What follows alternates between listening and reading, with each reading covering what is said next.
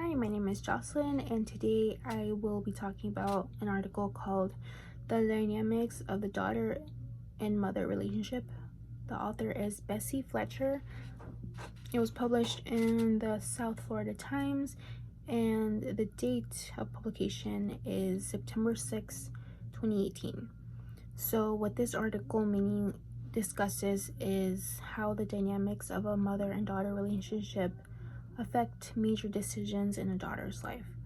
So, what the author is saying in this article is that the mother sets the tone of the relationship between her and her daughter, and what the author mainly focuses on is lack of communication. Other ones that she mentions but doesn't really go into are abandonment, lack of love, rejection, being misunderstood, preferred treatment of a sibling, disconnection, and jealousy.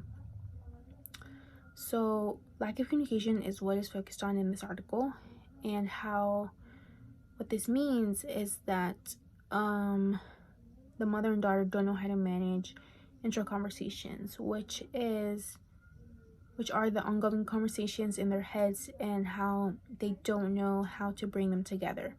So there's this gap between the intra conversations between a mother and a daughter. Now, the theories from class that I see in this article would be the family communication patterns. There are 4 of them, which are consensual, pluralistic, protective, or laissez-faire. Now, the first one, consensual, it's a family high in both conversation orientation and conformity orientation. So in this type of communication, there is tension between the pressure to agree and preserve the hierarchy of authority and an interest in open communication and exploration. So in this type of communication pattern, the daughter would go to her mother to discuss something, but at the end, it would be really up to the mother or the parents. So like the daughter would come to the mother and about something, but at the end of the I'm talking about more like she would be asking for something. At the end, it would be mainly up to the mother. It wouldn't be something that would be up for discussion. And the second one, which is pluralistic, is families high in conversation orientation and low in conformity orientation. So there is open communication, unrestricted. Everyone's inputs and thoughts are evaluated on their own merits. And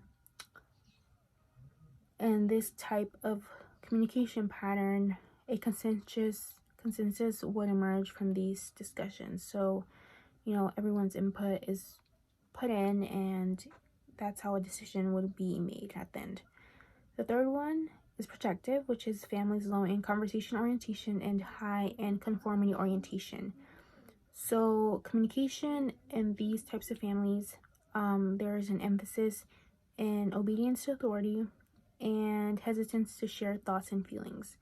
So in this situation, if there were a situation going on with the daughter, she wouldn't really go to the mother to talk it out and get an opinion on what to do or whatever. There would be that hesitance to share.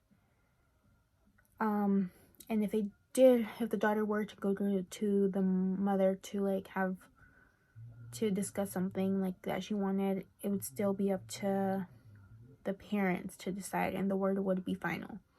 And the final one, which is laissez-faire, I think I'm saying that right, is families low in both conversation orientation and conformity orientation. So this type of communication, it's lack of involvement with each other, and decision making is individual, so very hands-off. So in this type of communication, the daughter probably wouldn't go to the mother or the parents if she wanted something or she had a situation, because everyone would kind of take care of their own situations on their own, not really seek someone else in the family. And in this type of communication, if the daughter were to go to the mother asking for something, then the parent wouldn't really, it would be indifferent or like a whatever response, because it is a hands-off communication type. And another theory would be, not really theory, but just to add on to communication between mother and daughter, would be characteristics of competent communicators. So what communication competence is when you seek to be effective and appropriate in your communication. Now, two characteristics that I think are important, particularly in a mother-daughter dynamic, would be cognitive complexity, which is the ability to see an issue from several angles to prevent overreacting or misunderstanding. I mean, this is important in all forms of communication with anyone, but in particular with mother-daughter, because, you know, there is that generation gap. What a daughter is going through is way different from the hard decisions a mother is making, you know. So I think as a mother, it is important to be able to see the point of view of their daughter, because you can't expect your daughter to have the same, you know, train of thought that you have as an adult who's lived longer, who has fully matured, you know. So it is important to have the ability to view issues from multiple angles. And the second one would be empathy, which is feeling and experiencing other situation almost as if you're going through it. I think it's important because I think it's easy for mothers to just dismiss their daughters' concerns, you know, because, you know, they are very insignificant considering the troubles that a parent goes through compared to your daughter who's like younger, you know. Well, depending on the situation, but for the most part, the struggles of like your daughter would for the most part be like, you know, someone like she wants to go to a party and you won't let her, or like something like that, you know. And obviously a mother or both parents would be making harder decisions on the daily. So I think having empathy is important, because even though it is a smaller concern that your daughter has, it's still important because that is her life, you know. If you can't expect her to have to be able to brush these things off. So having empathy is important in my opinion, in any kind of communication with anyone, but particularly in a mother-daughter relationship. And finally, I do believe that the central argument and claim in this article is valid, and it is an accurate, realistic argument. I do agree that a mother or parents in general can really influence the way their children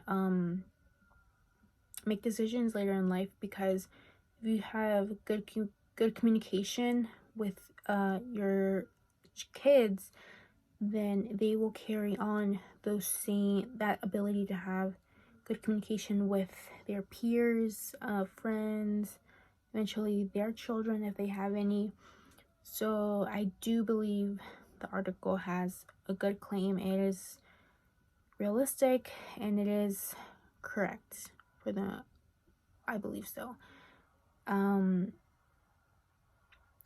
When I think it shows that, you know, if you grow up with a parent that doesn't really talk to you, doesn't, you know, value your opinions or thoughts, you, for the most part, I feel like would grow up to be someone who has similar tendencies and would like express yourself like similarly the way your parents did, because that's what you saw and that's what you knew growing up.